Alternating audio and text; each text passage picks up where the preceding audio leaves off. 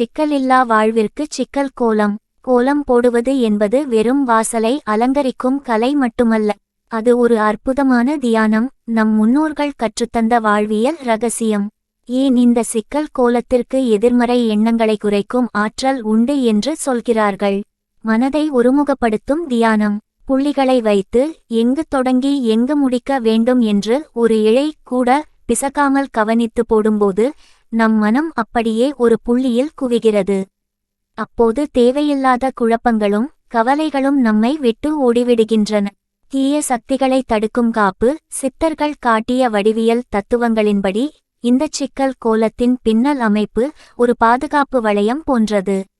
எங்கு தொடங்கி எங்கு முடிகிறது என்று தெரியாத இதன் வளைவுகள் எதிர்மறை அதிர்வுகளை வீட்டிற்குள் வரவிடாமல் அந்த வளையத்திற்குள்ளேயே கட்டிப்போட்டுவிடும் என்பது ஐதீகம். மன அமைதி மற்றும் நேர்த்தி. புள்ளிகளைச் சுற்றி வளைவுகளை பின்னுவது நம் மூளையை சுறுசுறுப்பாக்கி மன அழுத்தத்தை குறைத்து உள்ளத்திற்கு அலாதியான அமைதியை தருகிறது.